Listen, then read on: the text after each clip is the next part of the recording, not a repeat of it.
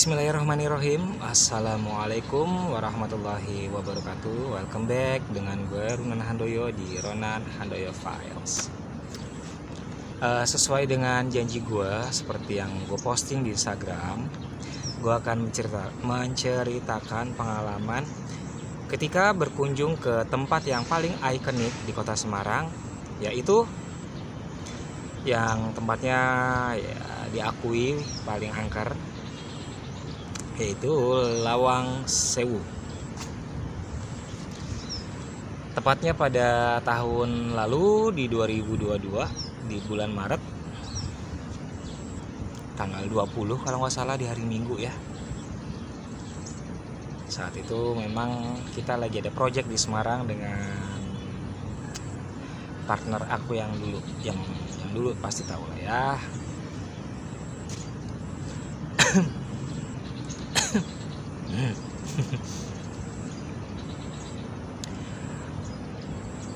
Sebetulnya gue ke Lawang Sewu ini antara ingin dan tidak ingin, sebab gue tahu akan menjadi seperti apa nanti di situ gitu loh. Ketika sampai pertama kali di Semarang, tempat yang kita kunjungi malam-malam waktu itu sekitar jam 1 atau jam 2, tempat yang kita kunjungi adalah Lawang Sewu. Saat itu gue dan teman-teman mencoba membuat konten, tapi di depan Lawang Sewu ya, kan di depan Lawang Sewu tuh ada taman, di seberangnya ada taman, ada Om Umar juga waktu itu. Kalau Om Umar, yang lagi manjat gunung, lagi hobi banget manjat gunung. Jadi saat itu karena udah malam, udah jam 2 pagi lah ya, kita hanya bisa dari luar. Ya otomatis gue kulonun dulu sama yang bau rekso di situ siapa gitu kan. Dari luar pun udah kelihatan sih yang kaca-kaca apa sih, kaca-kaca kayak patri yang berhias-hias itu apa namanya, lupa gue, kaca apa gitu.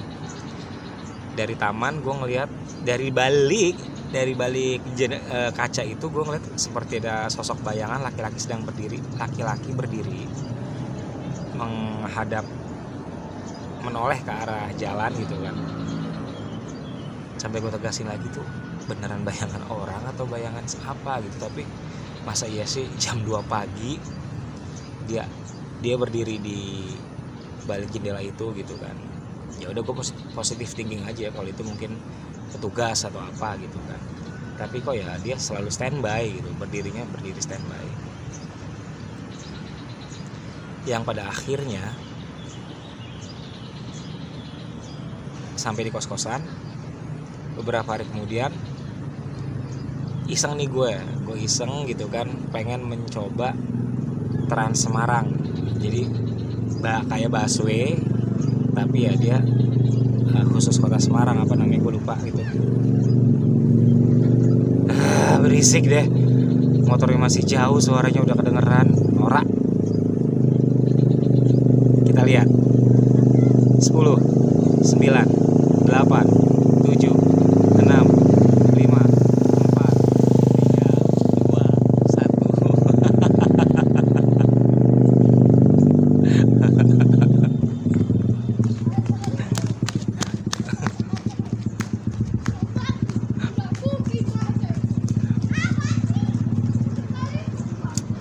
Oke, yang pada akhirnya gue penasaran, gue naik Trans Semarang. Gue kira mahal gitu ya, ternyata murah dan masih pakai sistem karcis, nggak pakai e-money gitu kan. Itu yang gue suka. Apa-apa e-money ribet ah.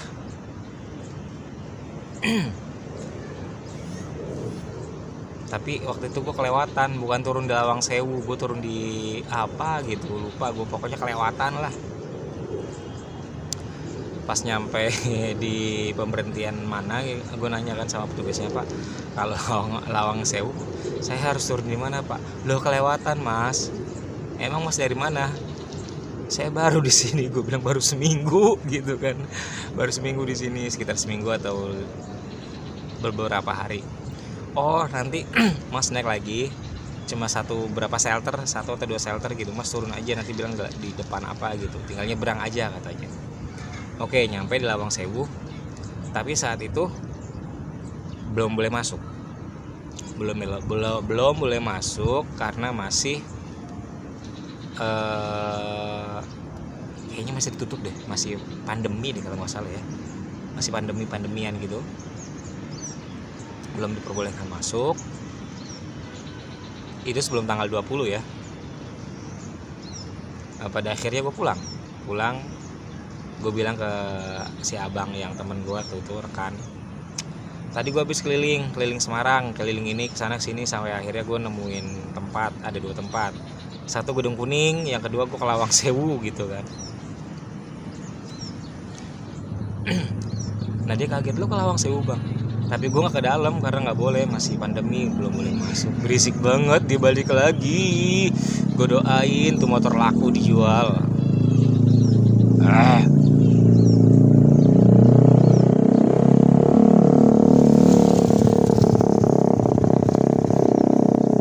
Astagfirullah. Si blacknya kumat.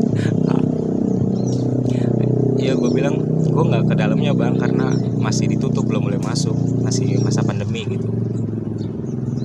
Oke, kita keliling-keliling dulu cari urban legend yang lain di kota Semarang. Mendekati akhir bulan dan mau puasa, itu udah terakhir banget baru sempat ke Lawang Sewu. Gue berangkat dulu sendirian. Gue tanya, Pak udah buka belum? Oh udah buka mas, udah boleh sekarang. Itu waktu itu gue sekitar tanggal 18 atau tanggal 17 gue lupa gitu, antara Jumat atau Sabtu. Nah di tanggal 20 nya dari Minggu gue ngajak si abang ini, rekan gue yang lama, bang yuk ke Lawang Sewu. Ngapain? Udah yuk kita kesana. Tahu nggak lo? Tahu tuh, naik mobil yang sering lewat di depan kos-kosan gitu kan. Ya udah, kita tunggu naik Transjakarta, naik Trans Semarang, BSM kalau nggak salah ya, gue lupa gitu, busway Semarang atau apa gitu, pokoknya kayak busway, yang jelas dia Trans Semarang gitu ya. Turun, nyampe di Lawang Sewu, bayar berapa waktu itu ya, 10 atau 15 ribu ya, sekitar segitu. Untuk tiket masuknya murah banget. Udah beli karcis untuk masuk, tiba-tiba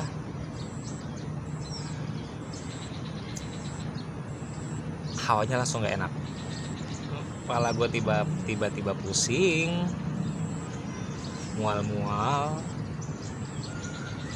Udahlah, dalam hati gue ngomong, saya baru sampai, saya mohon maaf, saya tidak bermaksud mengganggu atau apapun, saya hanya ingin menguak apa sih yang ada di sini gitu kan. Selain dari sisi sejarahnya, ada sisi apa lagi gitu.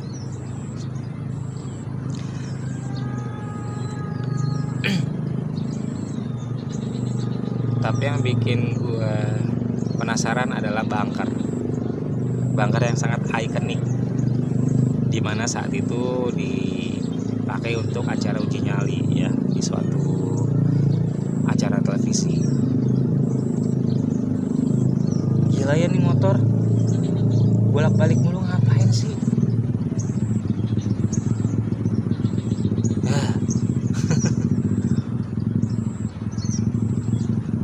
Jangan sampai doa yang macam-macam lah, nggak boleh, mulut lo tuh tajam ntar kejadian.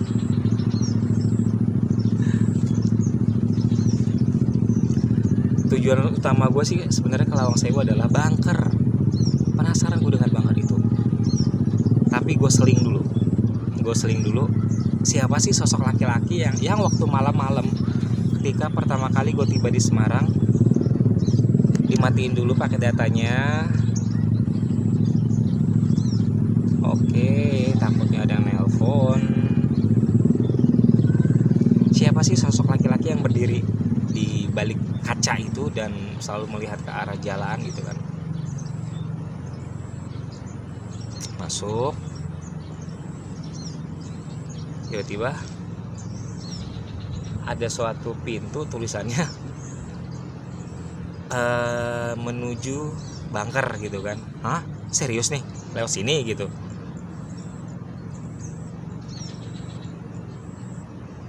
Kita nggak ke situ dulu ya. Ada satu kejadian yang bikin gue apa ya, intinya gini deh. Waktu itu gue sebelum masuk ke pintu yang ada tulisannya jalan pintu menuju ke bunker, gue masih keliling ke satu ruangan, namanya ruangan apa gitu gue lupa. Di situ ada bapak-bapak, ada anaknya laki-laki, ada istrinya juga, gue rasa sih istrinya ya. Lalu ada anak mudanya juga, ada sekitar, jadi total semua tuh ada sekitar 4 atau 5 orang, termasuk dengan guard, pemandu wisata Lawang Sewu gitu kan. Nah, si bapak-bapak yang gondrong ini rambutnya agak sedikit putih beruban tapi gondrong gitu kan. Si bapak-bapak yang gondrong ini seperti mengecek, mendetek gitu dengan tangan. Oh ya, ini di sini katanya energinya kuat nih Pak, gini-gini. Bapak guide yang dari Lawang Sewu juga bilang, iya memang di sini katanya sih pintu antar dimensi. Ya otomatis gue langsung, hah? Serius Pak? Si bapaknya bingung, bukan bingung, agak sedikit kaget. Mas siapa ya? Enggak, saya bukan siapa-siapa, cuma penasaran aja benar pintu antar dimensi. Oh enggak apa-apa Mas gitu. Gue diacuhkan. Tapi saat si bapak yang rambut putih ini, yang kakek-kakek rambut putih ini bertanya, dijawab terus, ayo Pak mau masuk, kan pintunya hadap-hadapan tuh ya kalau Lawang Sewu, ada pintu ini, ada pintu ini, semua pintu ditutup. Gue pengen masuk, Mas nggak boleh masuk, si bapak aja. Hah kok gitu sih, gue bilang, curang nggak asik Yaudah deh, akhirnya si guide itu masuk berdua sama si bapak. Ada mungkin sekitar berapa menit ya, 15-20 menitan mereka keluar. Gue tungguin nih, mereka udah ke tempat yang lain, gue juga masuk. Pintu gue tutup, anjrot, gila banget. gue nggak kuat, gue bilang enggak deh, daripada tiba-tiba gue pindah kayak ke tempat yang lain, mendingan gak jadi. Nggak usah kepo, cukup biar yang ada di sini tetap menjadi misteri gitu kan. Walaupun katanya ada pintu antar dimensi, ya udah, yang jelas udah cukup. Kalau memang nggak sanggup jangan gitu ya. Nah, kita lanjut lagi, balik ke pintu yang menuju bunker. Padahal waktu itu hari Minggu dan baru buka sekitar jam 10, jam 11-an. Di depan rame, ada acara musik juga, musik kayak keroncong gitu, rame banget di depan. Tapi yang anehnya, ketika gue mau masuki, kalian pasti tahu lah yang udah pernah ke Lawang Sewu atau yang tinggal di Semarang, ada tulisan yang menuju bunker gitu, pintu. Gue melewati lorong itu, tapi gue nggak ketemu tuh bunker di mana, nggak ketemu, sama sekali nggak ketemu. Pertama kita lewat nih, rame, orang banyak gitu kan ya, tapi nggak ada yang menuju ke bunker juga.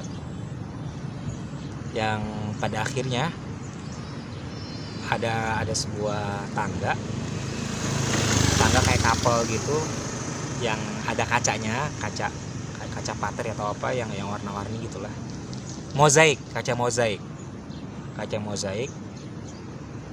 Di situ gue ketemu lagi nih sama si kakek-kakek, bapak-bapak yang rambutnya gondrong putih itu, sama keluarganya, sama guide-nya itu, guide yang dari Lawang Sewu. Si bapak-bapak itu begini lagi, kayak ngedetek lagi. Oh ini ada sosok nih Pak, di sini gini. Dalam hati gue ngomong, nggak usah lo detek pakai tangan kali Pak, orangnya berdiri depan lo gitu. Nah jadi ada sosok laki-laki, sudah umurnya sekitar 50-60 tahunan, Belanda, pakai jas, rapih sekali,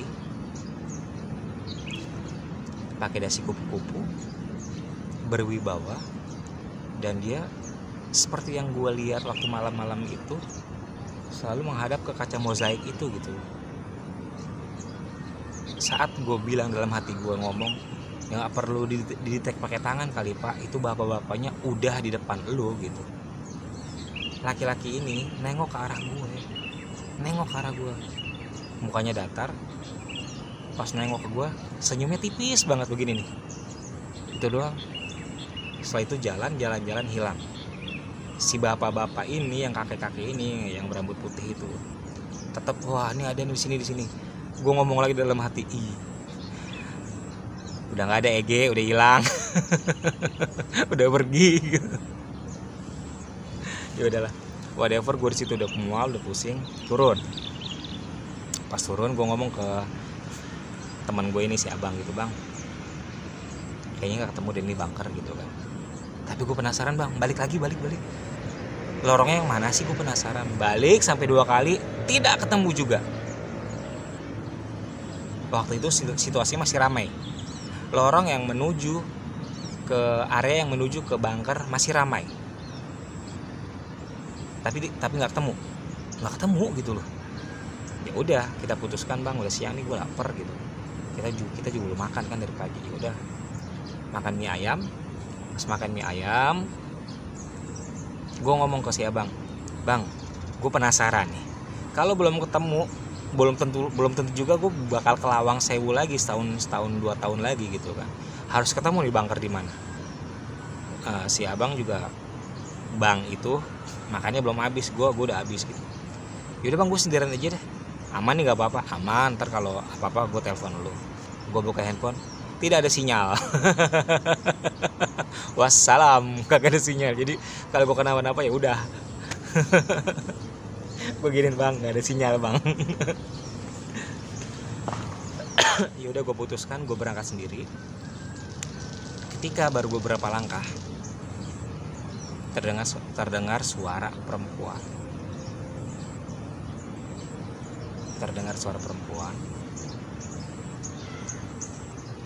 Kesini gitu kan, jelas banget dari telinga kanan gue kedengaran suara perempuan kesini gitu. Ya gue celangak celinguk, gue ikutin lah arah suara itu. Semakin gue ikutin, dia makin bicara, terus kesini gitu, kesini. Gue kayak dibimbing ke tempat awal yang ada pintu tulisan menuju bunker. Ketika sampai di depan pintu menuju bunker, gue ragu-ragu mau masuk. Kedengaran lagi suara perempuan itu, masuk kata dia. Ya gue masih ragu kan, masuk atau enggak. Yang gue anehnya, itu sepi, nggak ada orang sama sekali. Padahal tadi serame-ramenya, dan nggak ada orang, nggak ada sama sekali. Serius nggak ada. Entah memang ada tapi dikaburin kemana, atau memang benar-benar nggak ada gitu loh. Tapi gue rasanya itu kayak empty dan sendirian, keeng gitu ya istilah kalau bahasa Sundanya mah. Antara ragu dan penasaran, akhirnya gue ikutin masuk gitu. Akhirnya gue masuk baru kaki kiri gue ngelangkah, jebret gitu kan, suara perempuan itu terdengar lagi.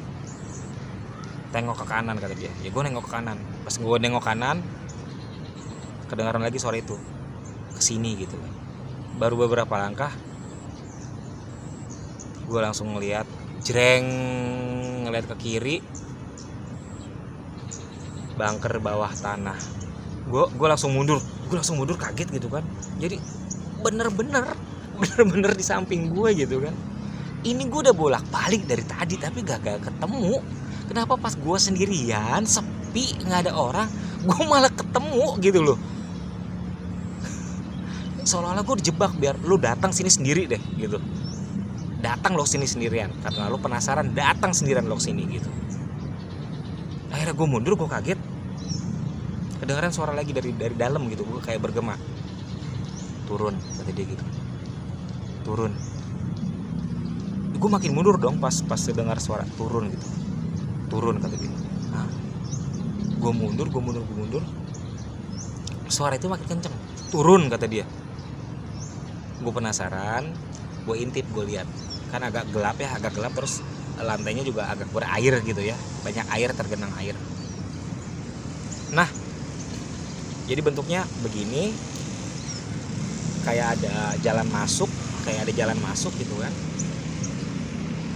Di tengah-tengah jalan masuk itu ada sosok setengah badan kayak lagi ngintip begini gitu. Jadi ini tembok nih, dia kayak lagi ngintip begini setengah badan gini, tapi mukanya nggak kelihatan. Rambut doang yang gue lihat sampai hampir sepinggul, panjangnya acak-acakan, agak melebar rambutnya gitu dan agak kasar. Dia terus bilang turun. Pas gue udah mau kayak kena hipnotis, gue bener asli. Pas gue mau melangkah, tiba-tiba si abang datang. Woi Nan, ngapain lo? Gue nengok. Gue langsung mundur. Gue udah di depan pintu sebetulnya, udah di depan pintu bunkernya, udah mau melangkah gitu sebetulnya. Alhamdulillah ya, mungkin karena udah diatur kali ya sama Allah gitu. Gue nggak ngerti juga, si abang datang. Ngapain lo Nan? Gue kaget. Bang sini bang, buruan, cepetan sini, cepetan, gue gituin. Apa? Ini bunkernya. Si abang kaget, lah dari tadi kita bolak-balik loh, nggak ketemu, cuma belok kanan doang, langsung nyampe bunker. Gue juga bingung bang, tadi gue ngikutin suara perempuan ngebimbing gue ke sini, tuh bunkernya, gue gituin. Pas lagi gue bilang, bang ini bunkernya, sosok itu hilang, masuk ke arah dalam gitu kan. Nggak ada suara lagi. Nah si abang nih penasaran, mana tangganya? Bukannya waktu itu kayaknya ada tangga deh. Ya mungkin tangganya sudah nggak ada, biar orang nggak bisa masuk ke situ lagi karena memang udah penuh sama air ya, bahaya ngerinya. Nah si abang nih penasaran, bang gue bawa tali nih, parakon kata dia, lo jaga depan ya, gue penasaran pengen turun. Lo jangan macem-macem, gue bilang, lo jangan macem-macem, bahaya, gue gitu. Sesuatu yang bahaya jangan dilanggar deh. Ini kan kata dia, yang dilanggar, sesuatu yang dilarang untuk dilanggar. Gue nggak mau bang, jangan macem-macem kok. Pokoknya udah cukup tahu ini bunkernya, udah selesai. Yuk. Si abang tuh tetap kekeh, lo jaga depan aja deh biar gue turun. Enggak, gue gituin. Udah yuk kita balik. Pas lagi gue ngomong, yuk kita balik, si sosok perempuan ini nongol lagi. Tadinya setengah badan, sekarang cuma kepalanya doang begini nih. Turun gitu kan. Turun. Tuh kan bang, ayo bang, udah. Gue bilang, udah, ayo buruan udah cepet. Ada apaan sih kata dia? Udah buruan, gue gituin. Udah cepetan. Ada apaan? Udah buruan. Gue udah mual, udah pusing juga. Ayo buruan, gue bilang. Udah cepetan, buruan. Udah gak usah lama-lama di sini. Ada apaan sih emang? Udah cepetan. Lu nggak ngeliat tuh ada perempuan di bawah. Mana dia penasaran. Udah, lu ngapain bangor banget sih dibilanginnya gitu kan. Sampai gue kesel, gue bilang, bangor banget sih dibilanginnya, susah banget sih. Nah pas kita lagi beranjak pergi dari area itu, dari depan pintu, si sosok perempuan ini ketawa gitu kan. Bang tuh kan udah ayo cepetan, buruan lah. Jadi kayak seperti ngejek gue gitu, lu payah lu nggak berani gitu, seperti ngejek gitu ya, ketawa. Bang ayo udah buruan ngapain sih lama-lama, ayo. Keanehan terjadi lagi. Yang tadinya itu tempat sepi, tiba-tiba brek, banyak orang. Di lorong ada orang, ada yang masuk gitu kan. Tadi kenapa di saat si suara wanita ini membimbing gue, kenapa sepi gitu loh? Sepi sama sekali, senyap beneran. Setelah gue dibimbing, si abang dateng, gue hampir turun kayak kena hipnotis, mau meninggalkan tempat itu rame lagi gitu loh. Bahkan ada guide yang membimbing pelajar sama ada gurunya. Ya ini bunker nih, area bunker yang waktu itu ikonik terkenal waktu dipakai uji nyali. Gue cuma bengong, seriusan nih rame, tadi bukannya nggak ada orang gitu. Udahlah, gue masih speechless, gue masih kaget. Bang ayo keluar dari sini, bahaya, gue bilang. Udah cukup, keluar dari sini, gak usah lama-lama di sini bang. Gue udah nggak kuat. Keluar dari area bunker, masuk ke area apa sih, kayak museum gitu. Di situ ada foto-foto orang yang pernah bekerja sebagai pimpinan dan direktur atau manajer perkereta apian di zaman kolonial Belanda. Ada foto-fotonya di situ. Gue masih nyimpen fotonya, tapi gue nggak tahu nih di flash disk yang mana, di memory card yang mana gitu. Masih ada fotonya. Kalau ketemu gue cari, kalau enggak ya mohon maaf ya. Ya gue seperti dibimbing lagi, masuk sini gitu kan. Tapi kali ini lain suaranya. Suaranya suara laki-laki, bukan suara perempuan. Masuk sini. Suaranya berwibawa.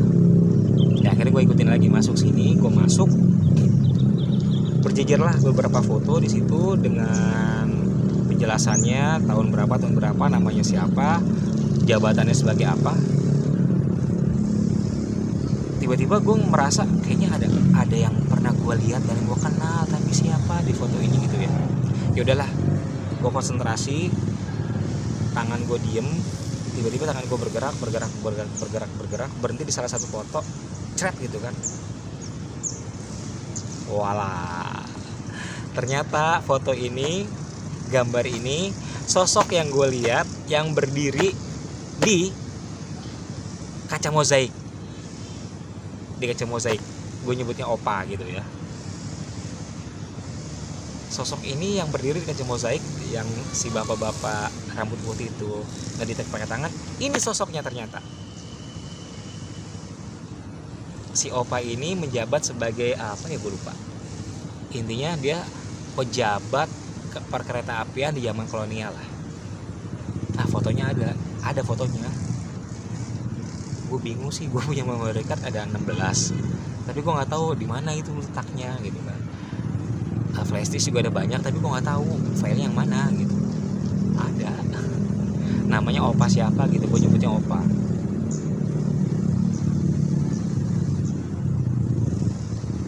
Gue mau nanya deh sama kalian, emang kalau naik motor knalpotnya digede-gedein gitu apa enaknya sih? Apa nggak berisik gitu?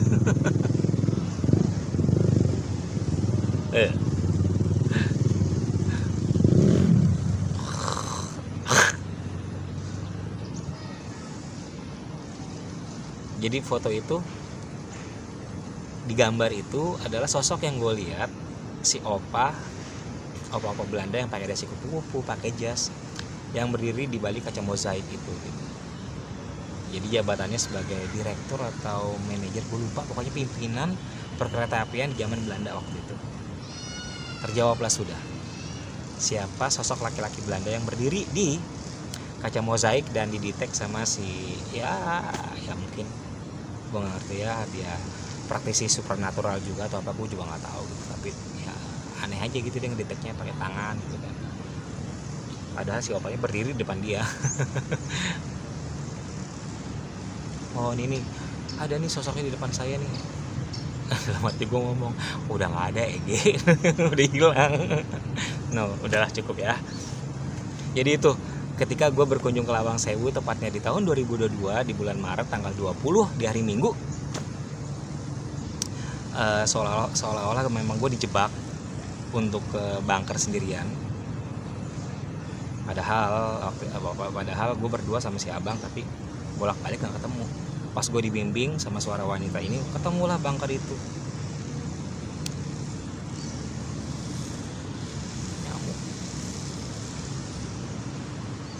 Ketemulah bunker itu gitu. Tinggal masuk, belok kanan, udah nyampe. Kita udah bolak-balik 2 kali atau 3 kali, gak ketemu. Tapi pas gue sendirian, sepi, kenapa gue langsung ngeliat? Kenapa gue langsung lihat itu bunker gitu? Ya udah, intinya sih mungkin sosok wanita ini hanya mau lo kesini aja sendiri gitu, tanpa ada orang lain, biar lo tahu ini kayak gimana, situasinya seperti apa.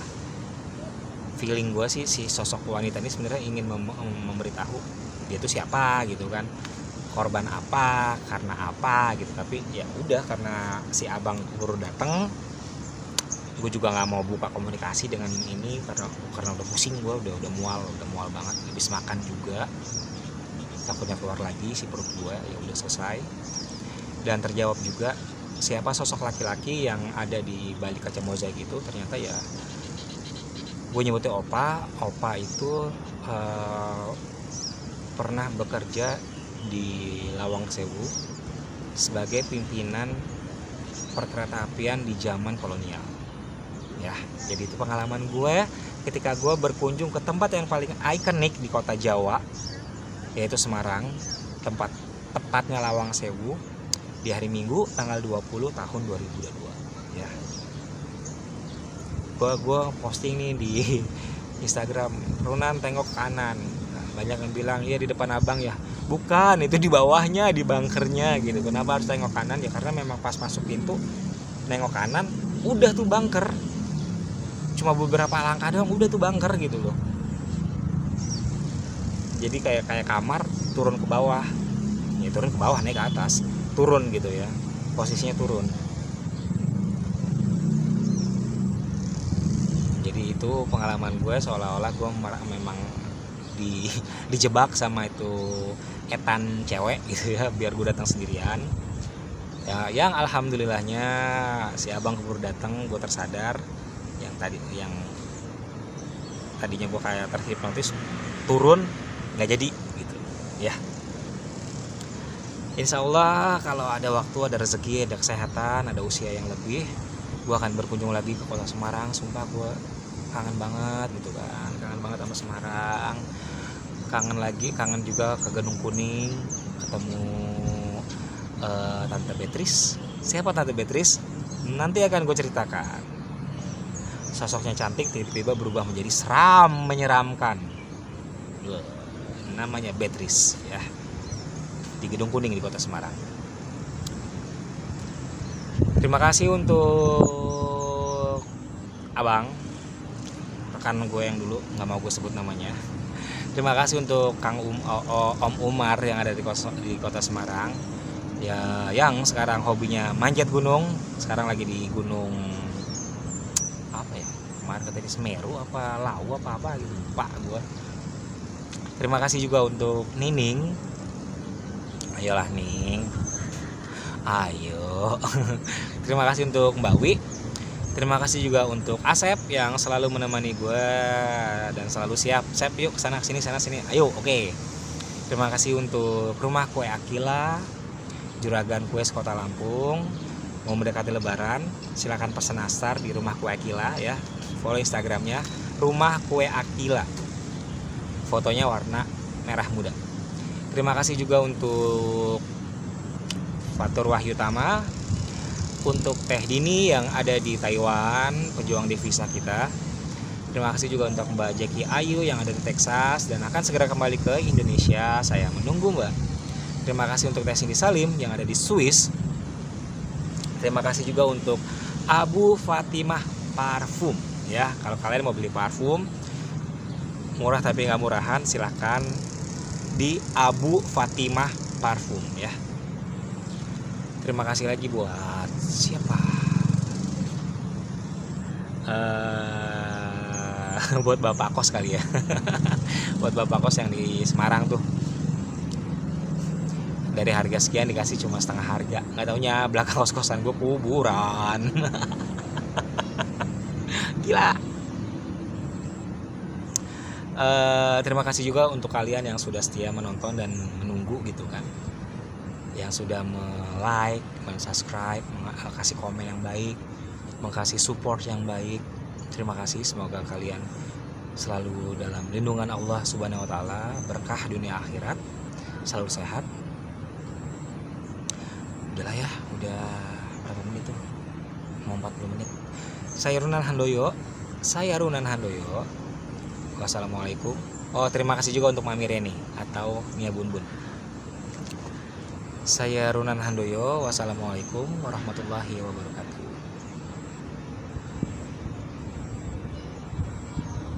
Semarang kaline banjir, wis mumet ojo dipikir.